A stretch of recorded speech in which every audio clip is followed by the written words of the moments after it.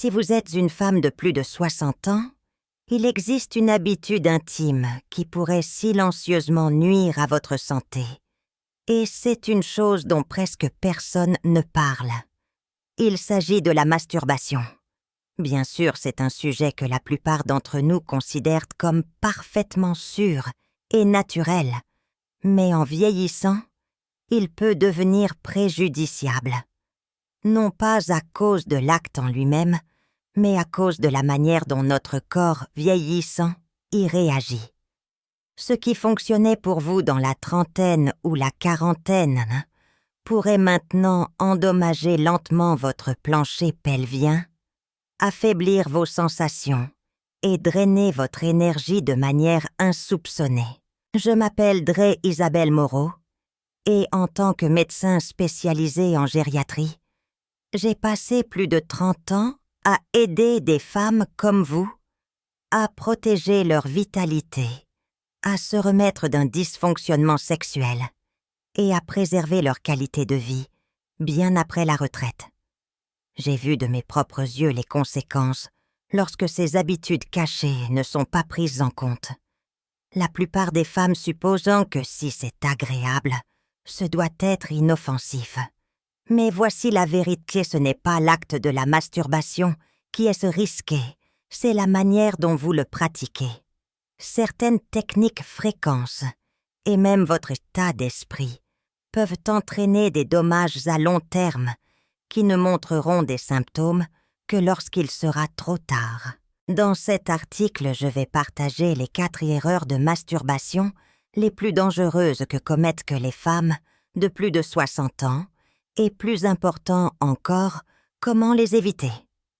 Et la 4e erreur, c'est celle dont même votre propre médecin ne vous a probablement pas averti. Avant de commencer, si vous êtes sérieuse au sujet de la protection de votre santé et de votre vitalité après 60 ans, je vous encourage à lire cet article avec un esprit ouvert. Si ce message résonne en vous, j'aimerais beaucoup lire vos témoignages dans les commentaires. Votre cheminement vers une meilleure santé est important, et je veux vous soutenir de toutes les manières possibles. Commençons par la première erreur la plus courante, celle que beaucoup de femmes plus âgées commettent sans même s'en rendre compte. Erreur NDJ. Forceur l'excitation et se précipiter vers l'orgasme. J'ai vu cela plus de fois que je ne peux le compter. Une femme, appelons-la Suzanne, est assise en face de moi, frustrée, confuse, et même un peu honteuse. Elle me dit « Docteur, avant c'était si facile. Maintenant je dois forcer davantage. Je dois vraiment me contraindre, juste pour ressentir quelque chose. » Elle ne le sait pas, mais elle décrit la première erreur silencieuse qui pourrait nuire à sa santé sexuelle de manière peut-être irréversible. Lorsque vous atteignez la soixantaine, votre corps commence à changer de manière subtile, mais importante. Les changements hormonaux diminuent la lubrification naturelle. La sensibilité des nerfs change et tout le processus de la réponse sexuelle devient plus lent et plus délicat. Mais beaucoup de femmes ne s'adaptent pas. Elles essaient de se masturber de la même manière qu'à 30 ou 40 ans, avec une pression intense, un mouvement rapide et une course désespérée vers l'orgasme. Et quand les sensations ne sont pas les mêmes, elles forcent encore plus, tant physiquement qu'émotionnellement. La vérité, c'est que cela peut être profondément nocif. Forcer un orgasme lorsque votre corps n'est pas prêt peut provoquer des micro-déchirures dans les tissus délicats du vagin et de la vulve, irriter le clitoris et mettre à rude épreuve les muscles du plancher pelvien. Pire encore, cela crée un cercle vicieux de frustration qui peut entraîner une perte de toute sensation. J'ai eu des patientes qui ont développé un inconfort pelvien persistant, une sensibilité réduite ou une sécheresse chronique, sans jamais faire le lien avec leur manière de se masturber. Les dommages sont lents, silencieux, et s'accumulent avec le temps. Ce qui rend cette erreur si dangereuse, c'est son invisibilité. Vous ne voyez aucune blessure évidente. Vous commencez simplement à ressentir moins de choses, moins d'excitation, moins de sensations, moins de confiance. Et donc, vous forcez davantage encore et encore, jusqu'à ce que votre corps ne puisse plus suivre. C'est alors que des problèmes plus profonds apparaissent comme des douleurs. Pendant les rapports sexuels dyspareunies, un dysfonctionnement du plancher pelvien, ou même des problèmes de vessie qui perturbent votre quotidien et votre indépendance. Si tout cela vous semble familier, sachez ceci, ce n'est pas votre faute, et vous n'êtes pas seul. La plupart d'entre nous n'ont jamais appris qu'après 60 ans, l'activité sexuelle doit être abordée avec soin, présence et respect pour le nouveau rythme du corps. Vous ne le faites pas mal. Vous avez juste besoin de le faire différemment. Au lieu de forcer votre corps à répondre, apprenez à l'écouter. Utilisez des mouvements plus lents et plus intentionnels et envisagez un lubrifiant de qualité. Concentrez-vous sur la sensation, pas seulement sur la libération. Laissez l'excitation monter naturellement sans pression. Et surtout, traitez votre corps non pas comme une machine à réparer, mais comme une partie de vous, à comprendre. Car lorsque vous cessez enfin de forcer et commencez à prêter attention, tout commence à changer. Et cela nous amène à l'erreur suivante. Une erreur qui n'affecte pas seulement votre corps, mais qui reconfigure votre cerveau d'une manière qui peut saboter la connexion réelle et le plaisir durable. Erreur N déjà. Utilisez la pornographie comme unique stimulus. Je me souviens encore du regard d'une patiente, appelons-la Marguerite, lorsque je l'ai interrogée sur ses habitudes. Elle avait 67 ans, était instruite, et essayait de comprendre pourquoi son désir d'intimité réelle avait disparu. Elle m'a dit « Docteur, je ne ressens plus rien à moins de regarder quelque chose en ligne. Et même là, ce n'est plus comme avant. » Cet aveu discret prononcé avec un mélange de confusion et de honte est quelque chose que j'ai entendu de la part d'innombrables femmes plus âgées. Et il pointe souvent vers l'une des habitudes les plus négligées, mais les plus dommageables après 60 ans, utiliser la pornographie comme unique source de stimulation sexuelle. À ce stade de la vie, votre cerveau ne traite pas la stimulation de la même manière qu'auparavant. Le contenu à somme Auschwitz et haute intensité surstimule les centres de la récompense du cerveau, l'inondant de dopamine, d'une manière que l'intimité de la vie réelle ne peut tout simplement pas égaler. Avec le temps, votre système nerveux s'adapte. Il devient désensibilisé. Ce qui vous procurait du plaisir auparavant semble maintenant fade.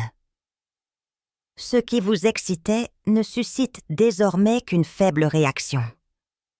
Vous commencez à rechercher du contenu plus extrême, des sessions plus longues, une utilisation plus fréquente, et pendant tout ce temps, la capacité naturelle de votre cerveau à apprécier le toucher, la connexion, et l'excitation commence à s'estomper.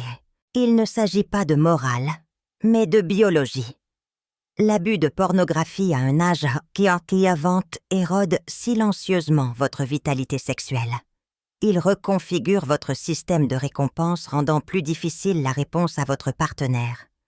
La recherche de satisfaction dans le contact physique et le sentiment de proximité que procure une véritable intimité. Vous pourriez commencer à vous sentir plus isolé, déconnecté, émotionnellement, voire déprimé, sans en comprendre la raison.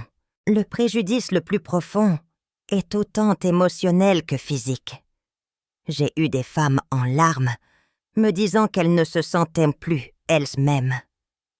Elles regrettaient le temps où le désir venait naturellement, où elles pouvaient profiter d'un moment de proximité sans avoir besoin d'un écran. Le plus triste, c'est que beaucoup d'entre elles n'ont jamais su que cette habitude pratiquée en privé pouvait avoir des conséquences si publiques sur leur relation, leur confiance en elles et leur bien-être général.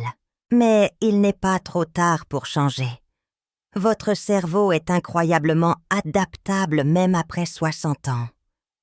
Avec du temps et de l'intention, vous pouvez rééduquer votre esprit à répondre à la connexion du monde réel.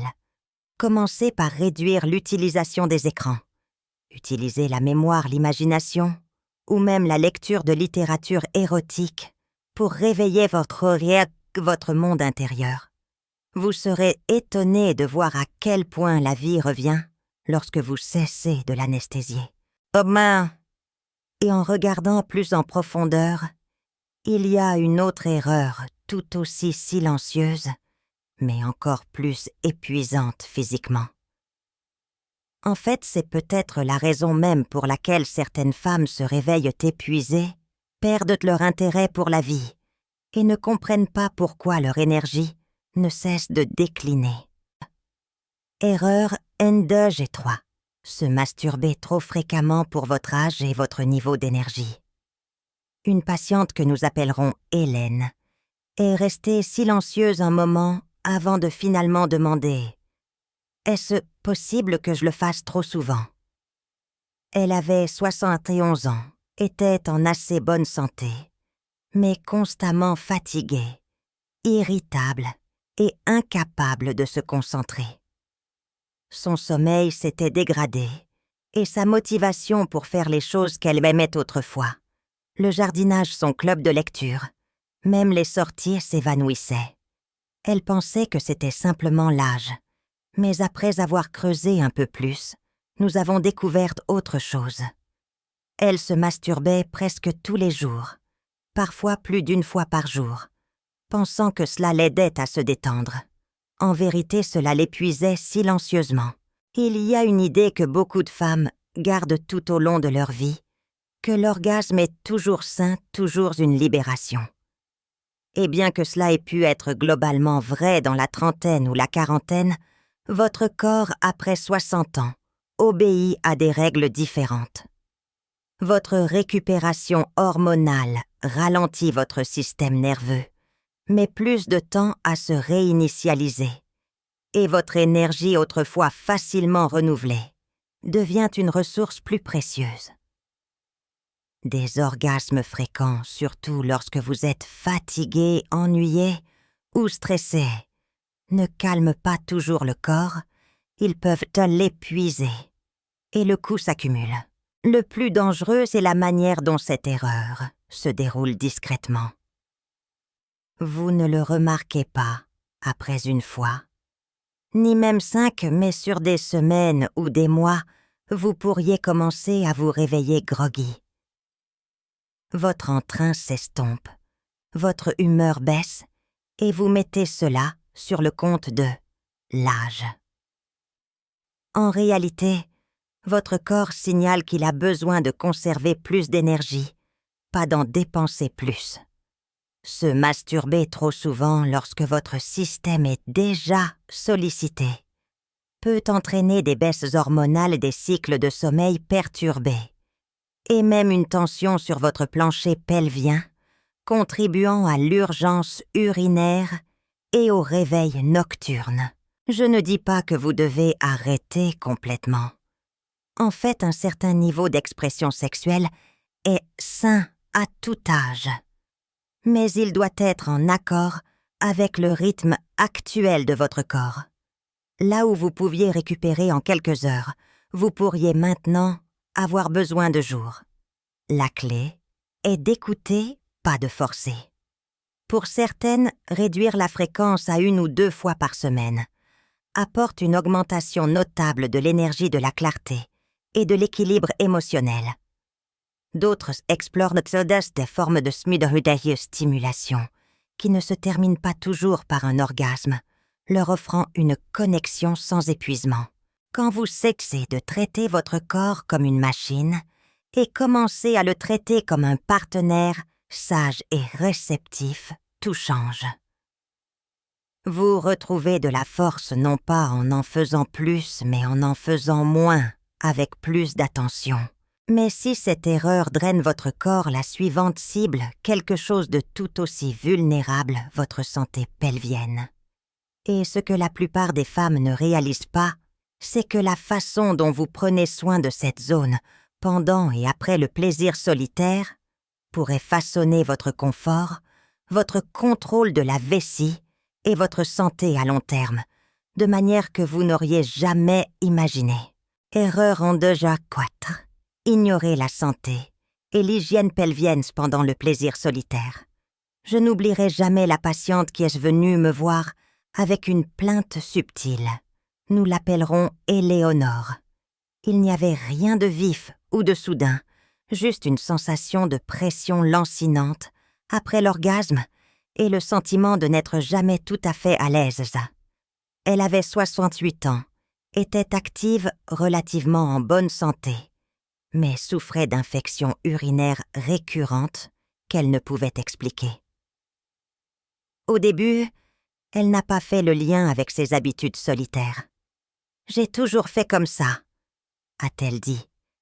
Et c'est précisément ce qui rendait cette erreur si dangereuse. Elle était silencieuse familière et usait lentement l'un des systèmes les plus sensibles de son corps, son plancher pelvien et son appareil urinaire.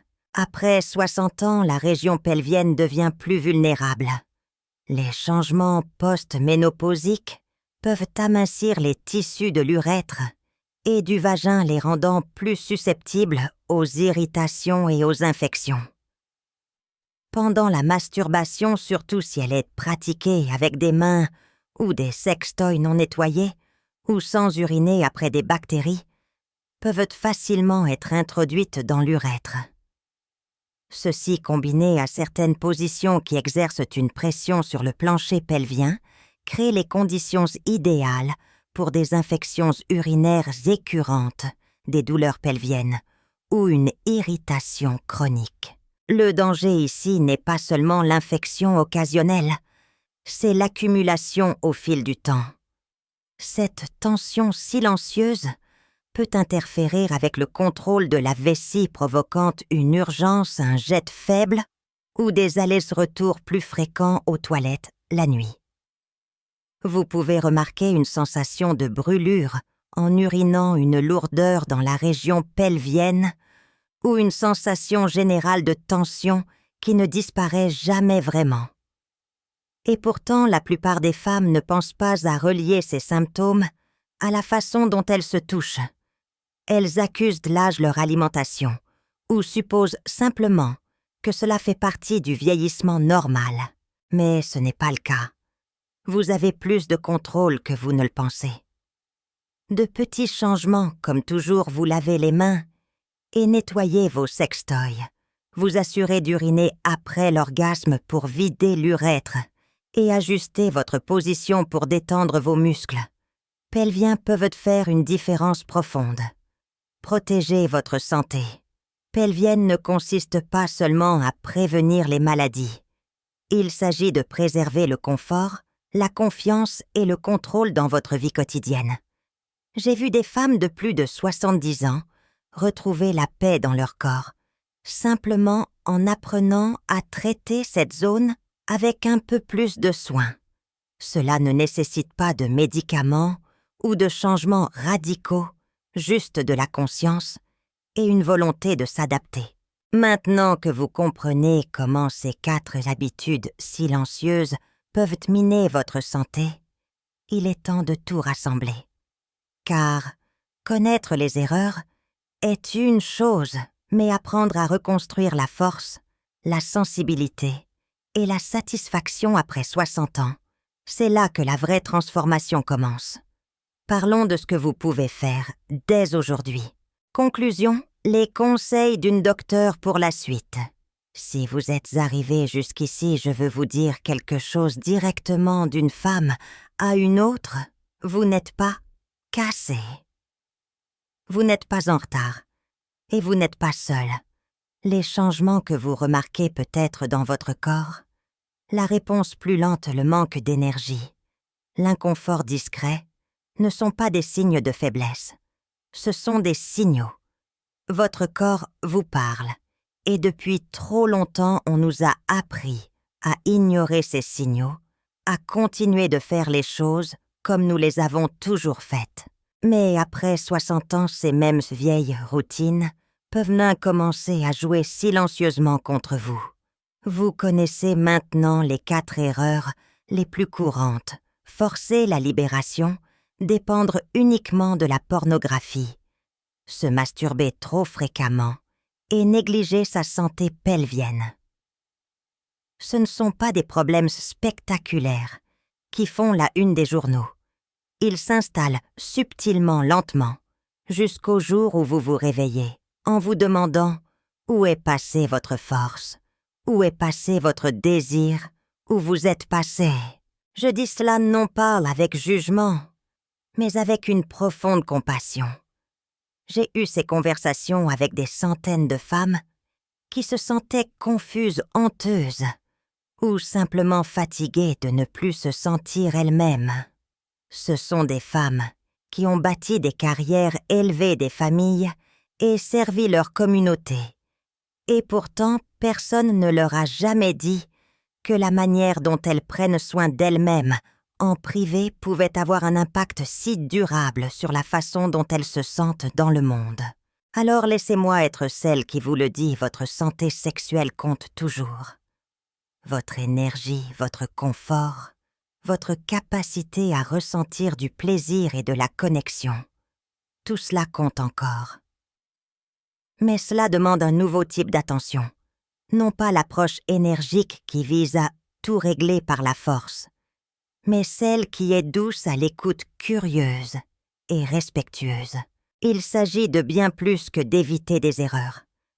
Il s'agit de s'approprier un nouveau chapitre de la vie, qui n'est pas défini par le déclin, mais par la sagesse. Vous avez vécu des décennies de pression de performance et de fuite en avant. Maintenant, votre corps vous offre quelque chose de différent, une invitation à aller plus en profondeur, pas plus en force, à vous comprendre plus pleinement. La beauté de la chose, c'est que le changement est possible à tout âge. J'ai vu des femmes de 60 ans et même 80 ans se retrouver elles-mêmes, se sentant plus conscientes, plus vivantes et plus connectées à leur corps, qu'elles ne l'avaient jamais été dans leur jeunesse. Tout ça, ce qu'il faut, c'est une volonté de remarquer, de s'adapter et d'arrêter de faire les choses qui ne vous servent plus. Une leçon de vie de la part de la docteure. Voici la leçon la plus précieuse que je puisse vous offrir. Votre corps n'est pas votre ennemi. Il est votre plus vieil ami. Il vous a porté à travers chaque instant de votre vie. Maintenant, il demande un nouveau type de partenariat fondé sur l'écoute plutôt que sur l'exigence. La plus grande force que vous puissiez cultiver à cet âge n'est pas la puissance physique, mais le pouvoir de la conscience. Si vous vous êtes reconnu dans l'une de ces 4 erreurs, prenez un moment non pas pour vous juger, mais pour remercier votre corps de s'être manifesté. Ensuite, engagez-vous doucement mais fermement à faire les choses différemment. Vous n'avez pas besoin de revoir toute votre routine du jour au lendemain. Commencez simplement par un petit changement. Peut-être s'agit-il de vous accorder plus de temps de choisir une posture différente, de sauter l'écran, ou simplement de vous demander « De quoi mon corps a-t-il besoin aujourd'hui ?» plutôt que « À quelle vitesse puis-je en finir ?» Il ne s'agit pas seulement de sexe. Il s'agit de votre qualité de vie. Il s'agit de vous réapproprier les parties de vous-même qui semblaient perdues ou réduites au silence. Il s'agit de construire une nouvelle relation avec votre corps, une relation ancrée dans la sagesse, le soin et le respect de soi. N'attendez pas une crise pour changer. Commencez aujourd'hui par de petits pas conscients. Votre futur vous en remerciera. Si ce message vous a parlé ou vous a aidé à voir les choses sous un nouveau jour, veuillez les partager vos réflexions dans les commentaires ci-dessous. Et n'hésitez pas à vous abonner pour plus de conseils. Et s'il vous plaît, partagez cet article avec une amie, une sœur ou toute femme de votre entourage qui pourrait avoir besoin de lire ceci. Chaque partage pourrait être le début de la transformation de quelqu'un d'autre.